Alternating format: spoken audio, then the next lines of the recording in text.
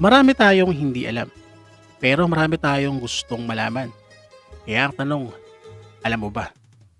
Alam mo ba na nung unang panahon dito sa ating bansa, ang mga Chinese na hindi Katoliko ay hindi pinapayagang mailibing sa mga libingan na pangkatoliko. Kaya naman napilitan sila na gumawa ng kanilang sariling libingan. At ito nga ang Manila Chinese Cemetery. Noong una, bago pa nagawa ang Manila Chinese Cemetery, ang mga labi ng mga Chinese dito sa ating bansa na hindi Katoliko ay ibinabalik pa o inuuwi pa sa China para doon ilibing. O hindi kaya yung iba naman ay nililibing sa kung saan-saan na lamang. Sa panahong iyon ay kilala ang libingan sa Binondo na kung tawagin ay Cementerio de Binondo na kalaunan ay magiging La Loma Catholic Cemetery at ito ay naitayo noong 1840. Bukod sa mga Buddhist at mga Taoist, ay pinagbabawal din ilibing sa La Loma ang mga outcast, katulad ng mga lumalaban sa gobyernong Espanya at ang mga malalapit sa mga revolusyonaryo at mga propagandista. Bukod sa kanila ay pinagbabawal din ilibing sa La Loma ang mga namatay sa malubhang karamdaman, katulad ng ketong. Dito ay makikita natin na sobra talaga kung makapag-discriminate ang mga Kastila noong unang panahon, na bagaman alagad ng mga simbahan ay banal-banayod pero nasa ilalim naman ng kayod.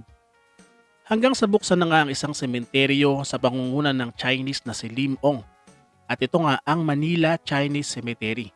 At dito nga ay nagkaroon na ng formal na libingan ng mga Chinese sa ating bansa sa panahong iyon. At sa kabila naman na isa itong Chinese Cemetery ay pwede naman ilibing dito ang isang Pilipinong Katoliko.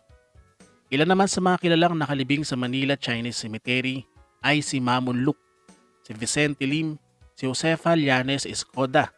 At noong una ay nailibing din dito si Apolinario Mabini bago pa siya na-transfer sa Batangas noong July 23, 1956.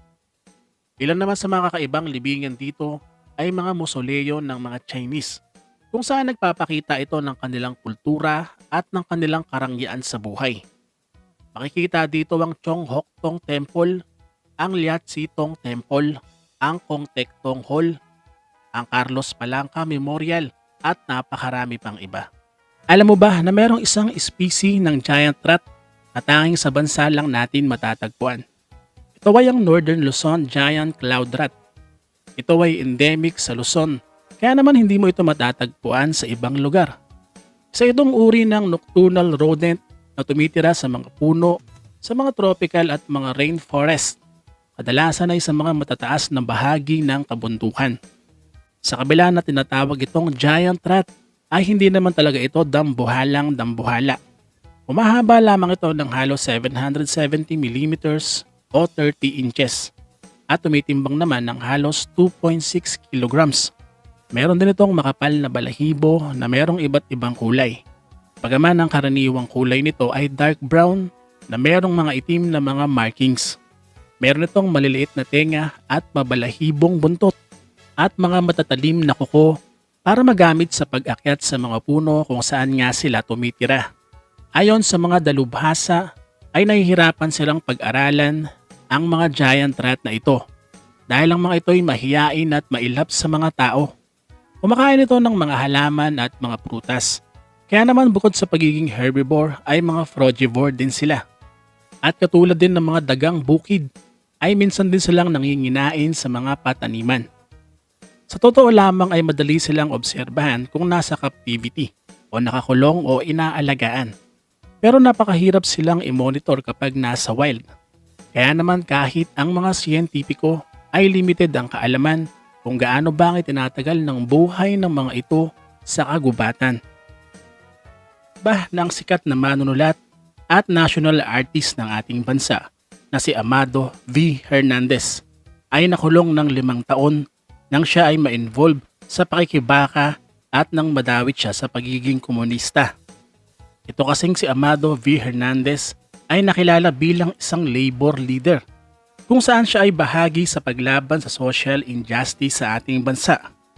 Siya ay pinanganak sa Tondo sa Manila sa kanyang mga magulang na mula sa Hagonoy sa Bulacan. Nag-aaral siya at lumaki sa Gagalangin Tondo sa Manila High School at sa American Correspondence School. Sa panahon ng kanyang teenager ay nakapagsulat agad siya sa Tagalog newspaper na Watawat. Naging kolumnista rin siya sa Pagkakaisa Publication at naging editor ng Mabuhay. Hanggang sa makilala ang kanyang mga sinusulat na kwento at mga tula at napabilang pa ang mga ito sa mga likha ng mga kilalang manunulat na sina Clodoaldo del Mundo at Alejandro Abadilla. Siya rin ay napabilang sa Literary Society na Aklatang Bayan, kung saan nakasama niya naman dito sina Lope K. Santos at Jose Corazon de Jesus. Panahon naman ng Hapon nang magkaroon siya ng ugnayan sa mga hukbalahap at sa mga komunista. Nagpatuloy ito hanggang sa pagtatapos ng digmaan at nagbuo siya ng isang labor union. Ito ay sa ilalim ng Congress Labor Organization kung saan ang ideolohiya nito ay nakabatay sa Marxism. May 5, 1947, nang pangunahan niya ang sinasabing pinakamalaking labor strike sa Manila sa panahong iyon at nasundan pa ito noong May 1, 1948. Pero noong 1950 ay gumalaw na ang gobyerno ng ating bansa laban sa mga komunista at nagkaroon ng raid sa CLO o sa opisina ng Congress Labor Organizations na sa mga pagkakataong iyon ay ito nang si Amado V. Hernandez ang Pangulo. Kaya naman siya ay inaresto noong January 26, 1951 dahil sa paratang na isa siya sa mga lider ng rebelyon. At bagaman walang sapat na ebidensya ay naakusahan din siya ng murder, arson at ng robbery. May mga tumulong naman sa kanya katulad nila Claro M. Recto, Jose P. Laurel at Claudio Tihanqui. Pero nanatili pa rin siyang nakakulong at dito niya na nga nasulat sa loob ng bilangguan ang ilan sa kanyang mga tula at nobela. Katulad ng Isang Dipang Langit, ng Mga Ibong Mandaragit at Luha ng Buwaya. At sa paglipas din ng panahon, ang mga obrang ito ay nakatanggap din ng pagkilala at mga parangal. Nakapagpiyansa naman itong si Amado noong June 20, 1956 at May 13, 1964 naman nang tuluyan na siyang maakwit sa kanyang kaso. Itong si Amado V. Hernandez ay hinirang na national artist dahil sa kanyang ambag sa panitikan at hindi rin mabilang ang kanyang mga parangal na natanggap sa larangan ng literatura. At napang-asawa niya naman ang kapwa niya national artist na si Atang de la Rama. Bago siya bawian ng buhay noong March 24, 1970, ay nakapagturo pa siya sa University of the Philippines. At sa ngayon nga, ang kasong kinaharap nitong si Amado V. Hernandez na tumatak sa kasaysayan ay pinag-aaralan din at naging bahagi rin ng mga Philippine Law Schools. At sinasabing itong si Amado V. Hernandez ay isang manunulat na nagkaroon ng tatak sa panitikan ng ating bansa. Alam mo ba ng Ilog Cagayan ay ang pinakamahaba at ang pinakamalaking ilog sa Pilipinas? Ito ay matatagpuan sa rehiyon ng Lambak, Cagayan sa hilagang silangan ng Luzon. Dumadaan ito sa lalawigan ng Nueva Vizcaya, sa Quirino, sa Isabela at sa Cagayan. Tinawag din itong Rio Grande de Cagayan. Ang pangunahing daloy nito ay nasa kabundukang Caraballo sa taas na 1,524 meters at dumadaloy pahilaga sa habang 505 kilometers. Patungo sa bunganga nito sa Lagusang Babuyan malapit sa Apari. Ang mga pangunahing sanga nito ay ang Ilog Chico, Sifu, Malig, Magat at Ilagan. May malawak din itong pook tambakang tubig na may habang 27,300 kilometers sa mga lalawigan ng Apayao, Aurora, Cagayan, Ifugao, Isabela, Kalinga, Mountain Province, Nueva Vizcaya at Quirino. At dumadaloy naman dito ang mahigit 54,000 million cubic meters ng tubig kada taon.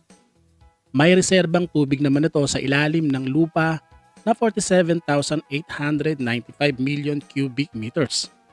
Ang matinding pagbaha sa Ilog Cagayan at sa mga sanga nito kung sumasapit ang tag-ulan ay nagiging malaking pinsala sa buhay at ari-arian ng mga bayan sa paligid nito. Matatagpuan dito ang iba't ibang uri ng isda at ang isa sa pinakakilala ay ang ludong. Isa ito sa pinakamahal na isda sa ating bansa. Ang isdang ito ay nagpaparami sa gawing taas ng ilog sa Jones sa Isabela. At sa pagtatapos ng Oktubre hanggang kalagitnaan ng Nobyembre ay lumalangoy ang mga isdang ito pababa para kawalan ng mga itlog sa bunganga ng ilog malapit sa Apari. At sa panahon naman ng Pebrero ay ang panahon na hinuhuli o nilalambat ang mga ludong na lumalangoy paakyat ng ilog. Samantala pinapataba naman ng ilog Cagayan ang lupain sa Lambak Cagayan na sagana sa mga pananim, kagaya ng palay, mais, saging, niyog, citrus at tabako. Sinasabi naman na ang pangalan ng pangkat etnikong Ibanag ay mula sa Banag, ang sinaunang tangalan ng ilog Cagayan. Para sa marami pang alam mo ba, see you sa next episode. Bye-bye.